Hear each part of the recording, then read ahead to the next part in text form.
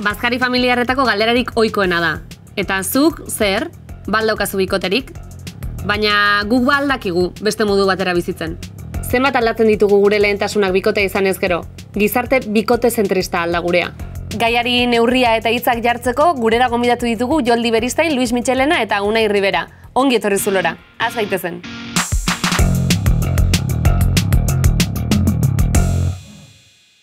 Kaixo Iruroi, Gabonetako afarietako osabastunaren papera nik hartuko dut. Zuek zer, badukazu bikoterik?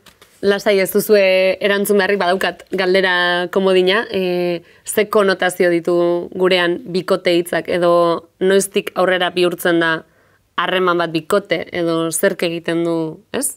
Harreman bat bikote izatea. Nik bikote hitzen zutian beti lotzen dut nahi gabe erlazio monogamo batekin ez. Hitzak esaten duen bezala bi pertsona elkartzen dienean sortzen dela bikote bat ez.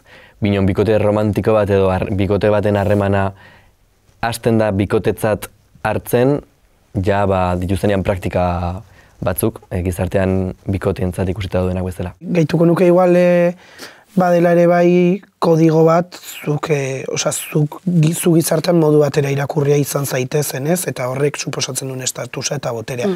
Eta harreman bat definitzeko, bai. Igual beste harreman motak ez ditugula horren beste definitzen, orduan.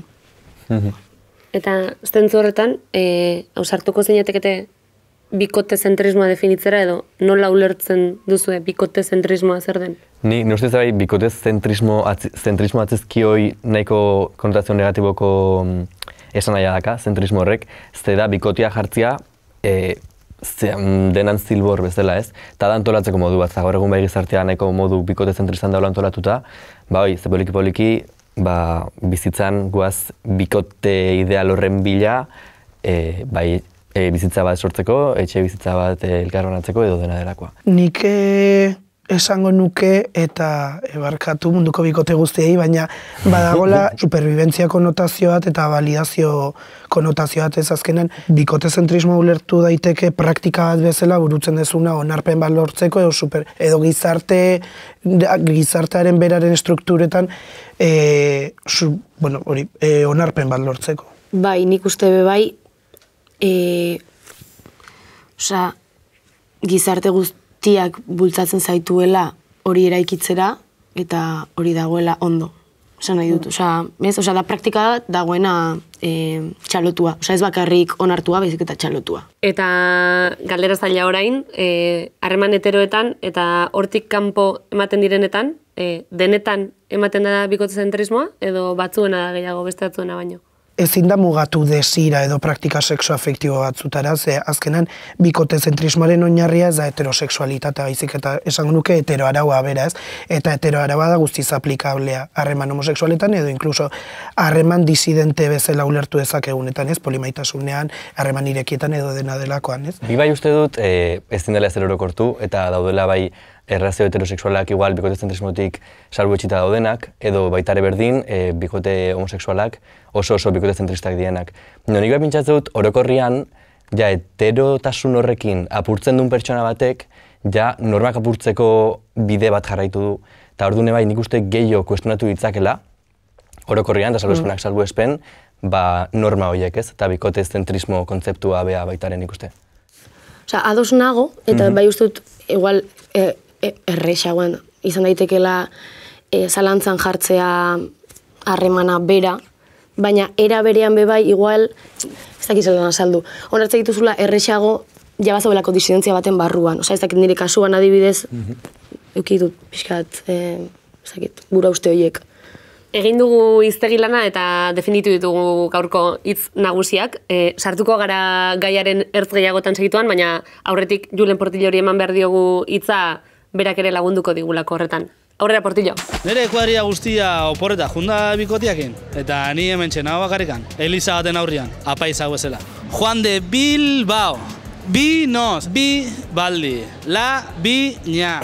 Dara biñakain, berda? Taia jakin bakit, baina zertako bakarrik balin banao. Sartzen hau oinez. Bizitza hau binaka bizitzeko inda dago. Adibidez, paia bat hartzeko, bientzat. Pedalo bat alkilatzeko, bientzat. Etxe bat bakarrik erosteko. Eta begiratu nire ingurura. danak binaka doaz. Ertzainak bai bikoteka ibiltzea, kasualitatea izangotea. Triste nago, sedantza egiteko ere bai laguna falta zait.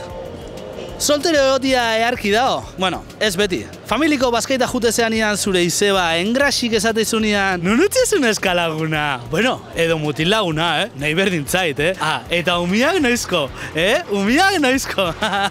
Presio soziala dagoela bikotia eta umiak ukitzeko? Ez da bat ere. Gure ikuslerik fidelenak konturatuko ziren, normalean portilloak mikrofona hartuta galderak egiten ditut, orain purrusta da bota du mikrofonoa askatu gabe, baina ematen digu aitzakia. Ados zaudete esandakoarekin, bikotea izateak erraztu egiten digu bizitza? Oroar nik uste gizarte antolatuta da, hola, bikotientzat ez, eta famili prototipo bat eraikitzeko.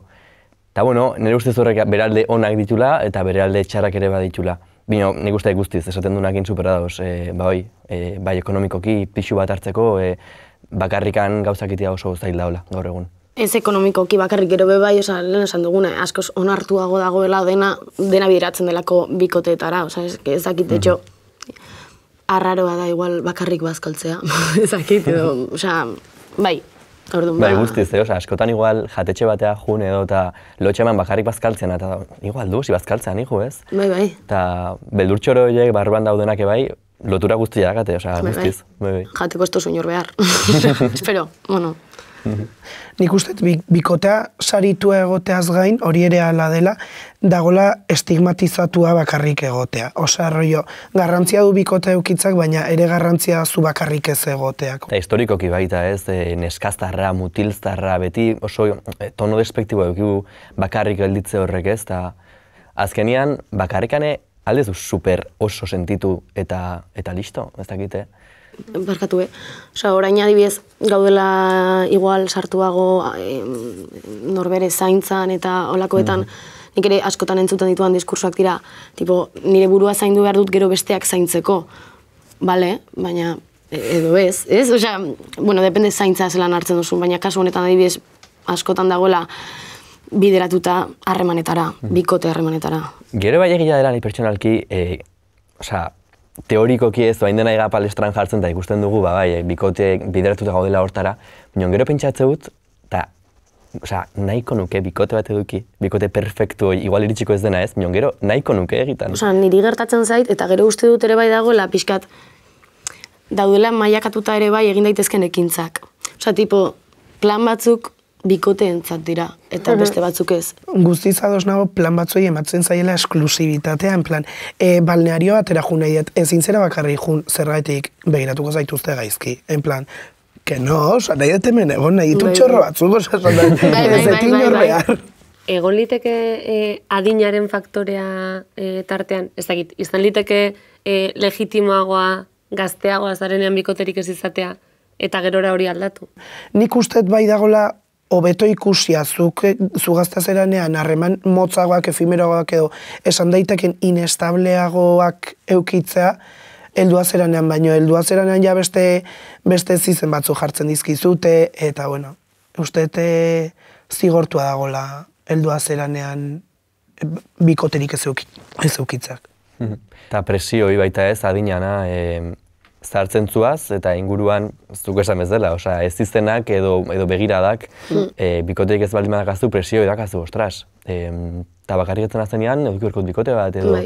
Nik justo esan dozunaren arira, uste dut gainera ere adin aldaketa garrantzitsua dela ere bai, supuestamente goazelako ere familia hegemonikoa bilatzearen zerara. Seme alaba biologikoak eukin nahi baldin badituzu, adibidez, nire kasuan, hor muga bat dago, supuestamente ez, orduan nik uste denak egiten duela bebai adin aldaketa horren presioa.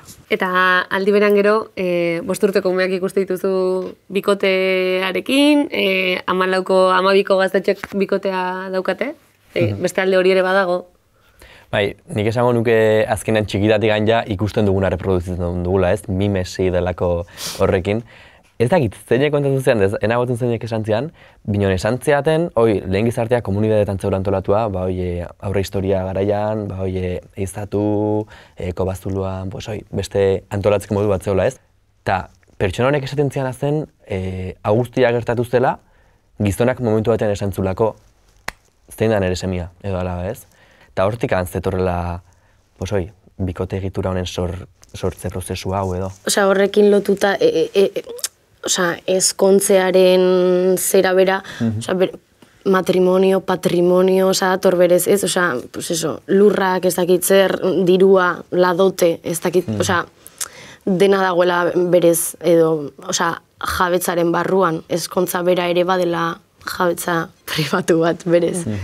Olen berez horretarako egin zela, orain ere ekonomikoki baitu bere onurak, orduan, nire ustez berez jarraitzen du izaten be bai, dauka lotura zuzena nire ustez jabetza pribatuarekin. Eta horrek aldi berean lotura izan dezake generoaren araberako banaketarekin ere, ez? Bikote barruan edo gizarteak bikote barruan edo kanpoan dauden pertsonak nola ikusten dituen desberdin. Nik uste dut adibidez, harreman heterosexualen kasuan adibidez, batez ere rolak orokorrean, osea, generalizatzen dauela superbanatuak. Ez dakit, osea, nik ezagutzen ditudan gizon pila bat, osea, nik sentitzen dut edo ikusten dut, euren ardura emozional guztia daukala euren bikote emakumeak kasu honetan. Ni naut guzti zadosturekin eta gainera, osea, nik enuk esango daukan da nik zerbait monogamiaren aurkako mota, igual bai, pero, baina... Edo bai. Edo bai, osea, sin más, ezin zaio jende guztiari ondor hori. Baina, bai uste, osea, monogamiaren akatsa handina dela guztizuk esan dezuna, banatzen direla rolak, eta evidentemente hor dago generaren faktorea. Ez du esan nahi, lehen esan duguna, ez, harreman homosexualetan ez direnik botere harremanak ematen, ez direnik rol banaketak ematen, baina ja, zaintzaren eta afektuaren privatizazioa superjarta da, osea, zuk ezin ez zure ardura emozional guztia pertsona bakar baten gainean utzi. Nik uste egin beharko litzatekeena ez, da hori kolektibizatu.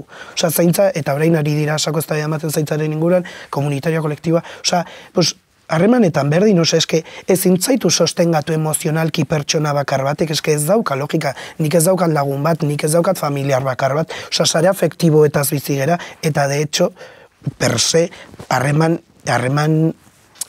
romantiko, afektibo, sexualetan, berdina izan beharko litzateke. Portillori beste ari batetik tira egitearen, familiaren presioa ere aipatu du, ez dakit privilegioak galtzen dira familiaren barruan, bikoterik ez da daukazu? Privilegioa baino gehiago, nik uste dela askotan paiketa hoi, bikotea zeukitzena. Privilegioa galdu como tal, ez dakit. Osea, evidentemente, bikotea boterea da erosotasuna hori ala da, sin más. Eta zoaz bazkari familiar batera. Eta dituzu lengusu guztiak bere bikotea eseri dutena mailan, eta etortzen zaizu, osaba pedante eta galdetzen dizu, eta zuk noiz ekarriko ezu novia. Bueno, por favor, osea, mírame, no hay novia. Osea, evidentemente no hay novia. Baina, osea, azkenean eta dira egoera deserosoak. Bai, dago babes falta bat. Ez, osea, esan nahi dut, baldin bazara, imaginatu hor, gazteen artean bakarra ez duzuna eramaten bikotea, dago hor babes falta itzela. Osea, esan nahi dut, zarelako lehenik eta behin bakarra dagoena egoera horretan, ez dena egoera onuragarria, supuestamente, espero delako hori horrela ez izatea, eta berez, inork ez zaituelako ulertzen, porque baldin bazara bakarra, osea, ezakit gero horri aurre egiteko ere bai, pues, zailagoa da. Bikotean edo lagun artean tarteka rolak aldatzea ez dago aizki, eta hori egin dugu guk gaur, Leo bueri-berik egingo ditu kalean, zuei egingo dizkizue, normalean portillo egiten dituen galderak. Aurrera, Leo. Harremanak eta maitasuna. Jarraitzen dugu bikote eredu klasikoak osatzen, eta horrela bada, zergaitik? Uste duzue bizitza errazagoa dela bikotarekin edo bikoterik gabe? Bikoterik gabe. Segun ez, bikote izan daiteke zure bizitzan lagundu aldizun zehoz, norbait edo igual eman aldizkizu ere bai buruarentzako igual arazoak edo segun. Bikoterik gabe. Bikoterik gabe. Mas, depende bikotea. Bueno, nire txat bikotarekin agian errazagoa egiten zaitze, beti daukat norbait planak egiteko edo nahi duena egiteko. Depende pertsonia, baina berez jakin bidozu bikote gabe bizitzen bikoteak egon baino lehen, ez? Eta uste duzue jendeak bikotea daukanean albo batera usten dituela lagunak? Nire ustez bai, batzuk ez dakite nola... Kudeatzen. Bai, kudeatzen. Ez du, bakarrik geratzen dute beraren bikotearekin eta lagunak usten dute alde batera. eta hori jakin behar dugu pizka bat kontrolatzen. Gehienetan bai gertatzen da hori eta ez dira konturatzen gero azkenean agian geratu aldirela lagunik gabe. Uste dute lagunak beti egongo direla hor, baina zaintzari usten duzun momentuan igual gero ja ez daude. Uste dut erraza dela horretan erortzea, ez aterako, baina uste dut saietu behar garela mantentzen lagunak. Nire kasuan adibidez, nahiko ondo moldatzen naiz nik uste lagunekin eta bikotarekin egoteko. De support. De suporte. Orduan, ezagin mezu bat bidaliko zenuketen bikotei? Lagunak zaindu bai, osea, izan behar dituzu lagunak, izan behar dituzu familia, izan behar duzu lana, izan behar duzu denetarik, ezin duzu bakarrik bikotea izan. Ez obsesionatzea bere bikotearekin eta pizka bat kontrolatu lagunak eta mutil lagunarekin egotea. Oreka pizka bat. Bai. Orain arte ez dugu gai honetan gehi sakondu, baina atera agertzen, lagunak eta bikotea eta lagunak, nola eragiten die lagunarteko harremanei bikote harreman bat izateak, edo zer egon daiteke kudeak eta horren atzean? Eske nik uste dutenik eta bain dagoela harremanen jerarkia bat. Osea, zain horregatik gaur gaude hitz egiten horren inguruan, ez? Osea, dago bikote harremana eta gero de lagun harremanak direla anitzak eta asko eta... Nik bide ikusten ari ginela, konturatu nahez gauza atetaz eta super kuriosoa, nire, bueno, ez dut esango nire inguruan, inorrez ofenditzeko, baina ze fuertea den, nola zuk bikotea ezunen ez, lehen osan dugu privatizatzen duzu bikotearekin afektua eta zaintza, hau da, eskaintzen diozu pertsona horri agentzia hori egiteko. Eta zeinek zaindu ezake bikotea kontzeptu bezala, beste bikote batek, y eso es muy fuerte, ze, zuzaude ematen rollo, osea, adibidez, bikoten kuadriak, osea, kuadrilla osatu dena bikoteetaz. Ez super jarto, ze realmente zaude antolatzen, esan dezakegu kolektibo bat edo komunitate bat, literalmente lagun identitatearekin bi pertsona batuta, no, rollo, lagun sare bat, pero dena bikotena. Ordea ze pasatzen da, osea, da rollo, onartzen da beti ere kodigo berdinean kokatzen balin bazera, zuere bikote bat balin bazera. Ze, klaro, zuk sartzezu lagun kuadrian bikote bat, y es como, gauza bat, ez dut zurekin egon, nahi dut egon nire lagunarekin, akoplatua zaude. Baina ordea, zure identitate berdina badute, onartzen da sare hori eta onartzen da afektuaren kolektibizazio hori. Jo, nik gaia honekin askotan pentsatzen dut asko epaitzen dugula, oroar. Eta netzako orokorrean hitz egitea nahiko erresa da, netzako kasu bakoitza mundu bat da, eta bain ikuste dutela, kuadrilla zentrismoa beste movida bat dela. Zenbat pertsona ezagutzen zuten, planak itea onartzen duna ez dunia nahi. Onartzen duna parranda batea ateratzea ez dunia nahi. Eta ustez askotan, bikote batean, bikote zentrismo hortan eroitzean arrazoi bat da, igual kuadrillan ez zorako guztiz gustora. Eta orduan, bai egia da, eta leporatzen diegu pila batetan, bideoan ipatzen zen bezala, zaintza falta edo lagunak ez zaintzea, baina igual pertsona hori ez da zaindua sentitu kuadrillan, eta horregatik erabaki du, bere zaintza guztia bolkatzia, eta ni ez da zinor esateko ongi daun edo gaizki daun, baina bolkatzia bere zaintza guztia bere bikotean, egitan sentitzen durako gola momentuan. Nahi baduzue, horri beste duda bat gehitzeko, botako dugu galdera, jokabide toksikoekin lotu dezakegu hori beti, edo egon liteke atzean denboraren kudeaketa bat ere. Zuk eduki ditzakezu jarrera toksikoak ere zure lagunekin. Ez dakit, osea, zaintza eta zaintza falta, osea, bikoteekin berdinak gertatzen da normalean, nola hartzen duen horren besteko pisua bikoteak, askoz ageriagoan gelditzen dira jarrera hoiek eta falta hoiek, bebai. Orduan, pues ez dakit.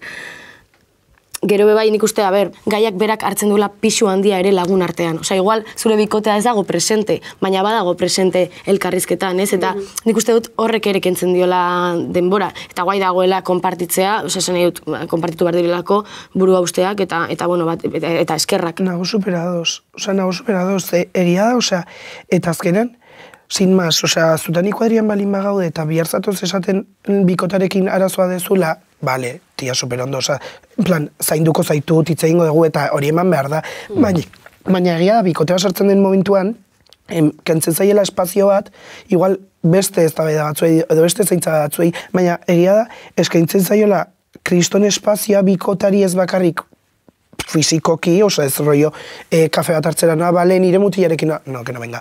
Baina, osea, ez hori bakarrik, baizik eta ja elkarrizketetan hartzen du pixua. Vale, plano teorikoan bai, baina benetan zer egitari uzten dio jendeak, zer egitari uzten diogu bikote harreman batean sartzen garenean? Ze aldatzen dugu? Parrandan ateratzea uzten jogu, nik uste dut hemen bizikotako gauza dela.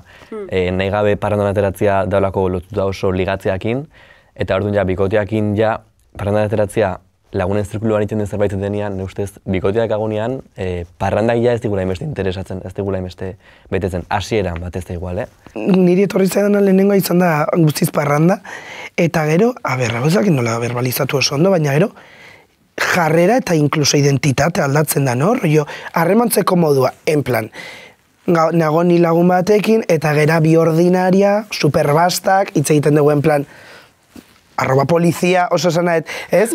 Rollo, laguntza behar dugu.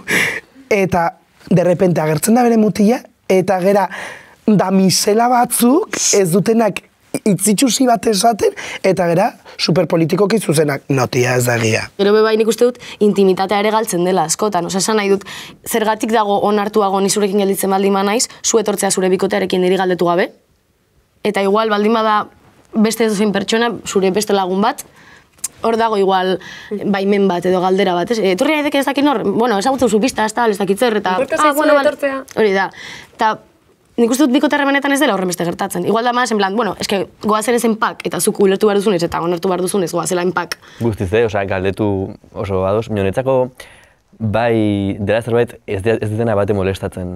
Nik kuadrillan ozenean edo, etortzen denean bikote bat, kuadrillakide baten bikotea, superpozik sentitzen az, eta egiten dut, dena emate dut pertsonai eroso sentirazteko gure zirkuluan.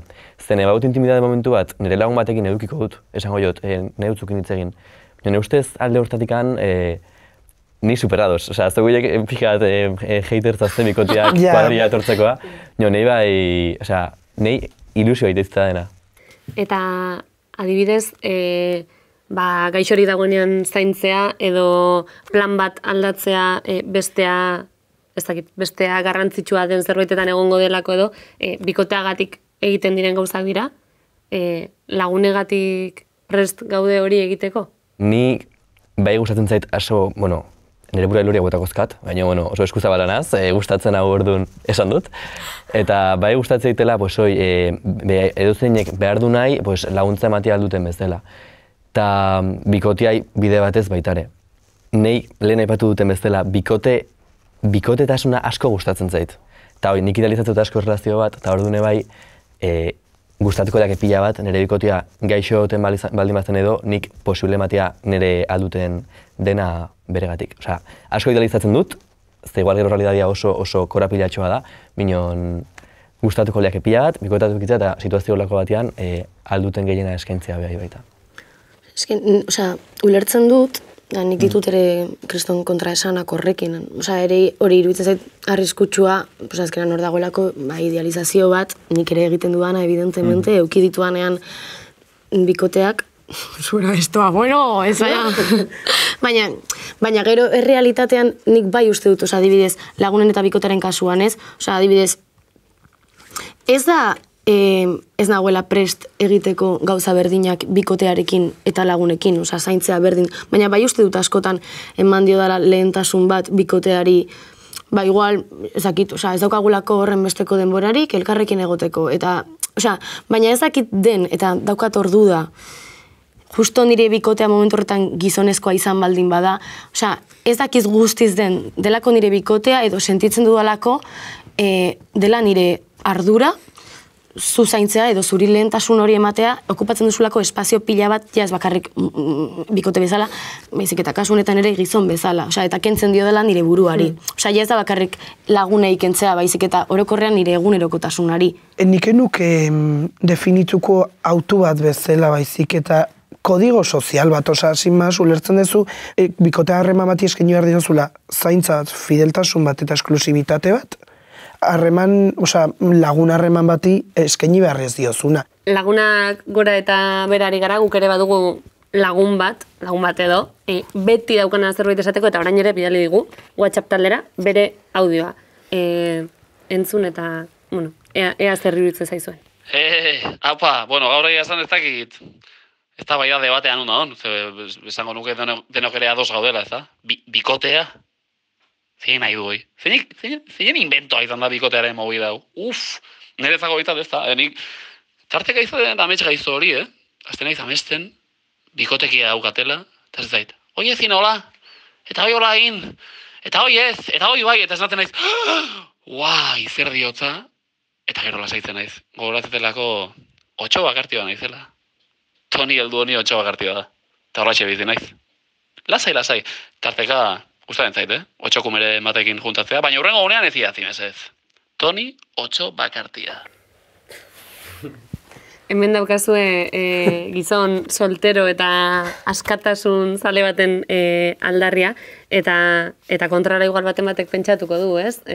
Individualkeria horren aurrean, igual bada aukera bat bikotean bizitzea edo bikoteak izatea. Nik bikotea eduki nahi dut, hoiola da, kontuan edukita errealitate soziala guztia eta kritika egin berdela eta desereki berdugula eraiki dugun guzti hau. Bino, nik nahiko nuke bikote bat eduki eta partekatu nire bizitza. Eta azkenean individualista den gizarte honetan bai, gutxinez beste batekin nahi partekatzea bizitza eta minak eta kezkak. Arazoa igual da, ez? Ez dugula ezagutzen alternatibarik edo ez daukagula erreferentzia garbirik, ez? Individualtasun horri aurre egiteko. Bai, dirudi aukera bakarrak direla edo bikotean bizitzea eta eraikitzea zure bizitza osoa horren inguruan eta, bueno, familia, ezakitze hegemonikoa edo bakarrik bizitzea. Zimaz, gero horre bai, askatasunaren inguruan egiten dira irakurketa. Zan dut, askatasuna zer da, gorputzak kontsumitzea, emakumeak kontsumitzea, kasu honetan. Bikote zentrismoa, kuadrilla zentrismoa, individualkeria, aipatu ditugu kontzeptu batzuk, eta orain arte bintzat ez zaigu bat ere gustatu. Non dago alternatiba edo norantz joan gaitezke? Hau igual pixan neoliberala da, pero bakoitzak egiten nahi duna. Plan de, sin más, eraiki nahi dituzun harremanak, baina bai usteet ulertu behar dela nondik datozen harreman batzuk. Eta atez ere, badaudela gorputz batzuk harreman horietara ezin direnak iritsi, eta hori ere garrantzitsua da. Baina nik usteet alternatiba dela ulertzea nondik norakoak diren gure harremanak eraikitzeko moduak, dinamikak, rolak, ze paper betetzen degun. Bai, nik, horrekin jarraituz, hori, en plan, para nada ez dut kriminalizatu nahi beharra, esan nahi dut beharra hitz egiteko, ikutzeko, desiatzeko, esimaz, hori hor dago, eta aukera baldin badaukagu hori asetzeko, evidentemente aurrera horrekin. Baina bai egia da, hori, ez dakit, bakoitzak dituen kontra esanekin eta hori, aurrera, bakoitzak ikusiko dut zer egiten duen, baina bai, behintzat, zalantzan jartzea nola harremantzen garen. Ea ados zaudeten honekin, izan daitezke bikote harremanak bikote zentrista izan gabe gure dinamikak, edo behintzat horretarako bidean gomendioak emango bagenitu, edo eman beharko bagenitu puntu batzuk, ezakit, nondik hasi gaitezke? Nik uste dut, bai, bikote zentrismoak aldula ez minain, kasu batzutan ez, eta bi pertsonak erabakitzen baldin badute kobazulo batean gelditzea, bile bakarrikan, nik uste ez dira inorrei kalterik egiten, eta bai ez horrentxu baldin badean, eske utziko nieke hola izaten. Eta nire ustez garrantzitsuena bai da komunikazioa beti, eta bikote harreman batean bai lagunekin, komunikatuta esan gauza bat, etza gelditzen, eta altzu gelditu. Nire ustez komunikazioa denan oinarria, eta bikote zentrismorik gabe bainon, bikote zentrismo, bikote harreman osasuntxu bat eraikitzeko nik uste gakoa dela komunikazioa denekin. Zalantzan jarri zure harremanak, eta igual zemotatakoak diren, eta saiatu harremantzen zalantzan jartzen dituen jendearekin ahal baldin baduzu, ojala. Niretzako da hori, niretzakit. Nik uste ez zela sanarez izango denek harreman eredu, poliamoroso bat, superirekia, eramatea osasimaz uste garrantzitsua dela, ulertzea harreman desberdinak daudela, eta harremantzeko modu desberdinak daudela. Batzuk sanoagoak eta beste batzuk insanoagoak, baina usteet gaur egun bai jarri direla mai gainean harreman eredu desberdinak, eta bai jarri direla harreman sexoafektiboak eraikitzeko dinamika desberdinak. Spoiler, gehienak boierak, pero osasanaet Baina, uste badagoela mugimendu bat sozialki, ez? Badago nahia zalantzan jartzen errealitate monogamo heteronormatiboa. Orduan, harreman irekiak izan daitezke soluzioaren parte? Ez. Nire ustez ez, komunikazioa daun bitartean, nire ustez beti ondatekela gaizki ulertun bat, beti ondatekela mina, eta relazio horeki bat ez bazongi kudeatzen, ez funtzionatuko. Nire ustez da nola kudeatzen den harreman bat. Uste dute ez dela, gauza dela zein den zure motivazioa harreman mota hori edukitzeko. Hor dagoela arazoa. Esan nahi dut, harreman irekien izenean egiten dira gauza pila bat, ez dakit izango, ez dira bikote zentristak, baina dira beste gauza pila bat ere bai gaur kritikatu ditugunak. Orduan, niretzako da hori, zergatik bilatzen duzu harreman mota hori. Ardurez libratzeko, esan nahi dut, ni alde nago, baina kontuz. Guztiz zauzturekin, kontzeptu bezala harreman irekien alde, sin mas, harreman eredu on bat izan daiteke, baina uste dut gaur egun erabili dela harreman irekien aitzakia, setitzet, pero foiatzeko inungo ardurari gabe. Eta sin mas, eta hori ematen da, eta hori ikusten da, eta harreman ireki bat ez da hori, harreman ireki bat ez da tresna batzuk zure behar sexualak inungo ardura eta zaintzari gabe burutu ditzazun. Eta eraberean asko kostatzen zaigu etorkizunera begiratzea eta imaginatzea bikoterik ez izatea aukera bat izan liteken, edo aukera on bat izan liteken, gizarte bat, egoera bat, zer aldatu beharko litzateke gizartean, edo zer beharko genuke bikoterik gabe bizitzea aukera on bat izateko? Nik ez dakit suntxitu nahiko nukeen sistema hau, bikoteen sistema hau, gauza txarrak eta honak ditu, txar on baditu, minon, netzako aldatu nahi balitz, idaren izango zen itzultzia pixkat aurre historia garaira, ez? Pixkat komunidade batea itzultzia, non bakoitzak bere, zaintza hortatik, ez? Kolektibo edo komunidade zaintziakin lotuta baita, minonoi, erekia, eta zuk edukitzak ezkezu harreman afektibo sexualak, edozeinekin, eta polimaitasun kontzeptu horrekin oso irekia. Nik uste hasieran egon gera komentatzen ez, sin mas harremanak badira zentzuatan superbientzia eta onarpena. Eta bai, evidentemente egon gaitezke bikote gabe, baina realmente ez da praktikablea. Bai da praktikablea, baina ez da viablea. Ze daukazu sistema estruktural oso bat zu zigortzen hori ez dezulako, ez? Edo hori ez dezulako betetzen, evidentemente, @kapitalismo, no seke, baina esanet, orduan, sin mas, bikote ez eukitza alternatiba bada, bai, pero da, berriro ere igual erortzen gara ez da, hortan ez da alternatiba individual bat, eske aldaketa ezin da individuala izan behar da kolektiboa.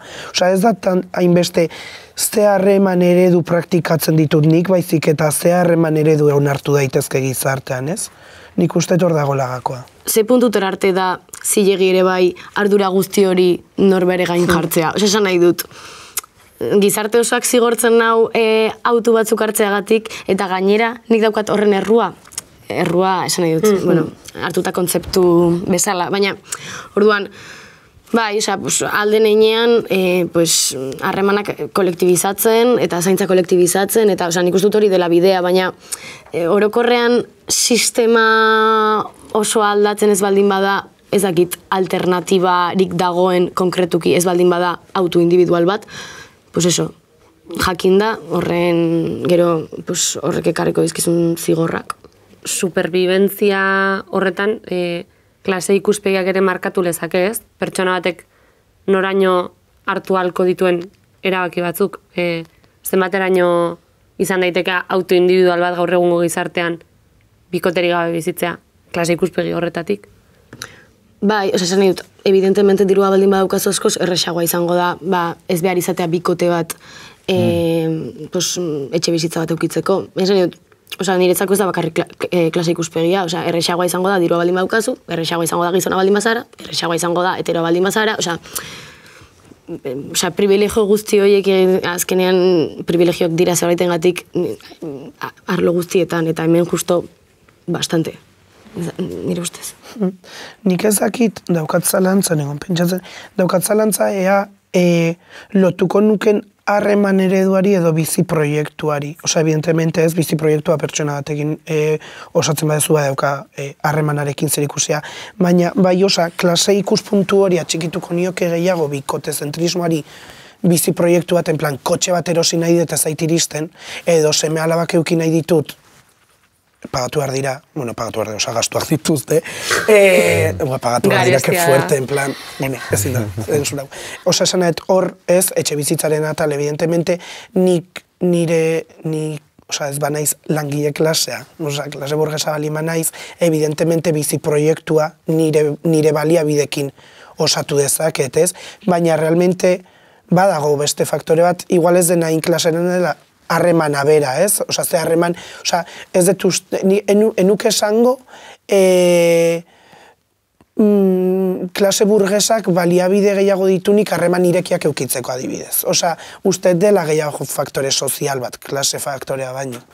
Honekin itxiko dugu gaurkoa, eskerrik asko hiru izulora etortzearren, eta zuei, etxekoi, espero dugu hirukote honek lagundu dizuela bikotekeriaz hausnartzen, 2 aste barru bueltatuko gara, bitartean zaindu, bikoteak, lagunak eta zuen burua ere bai.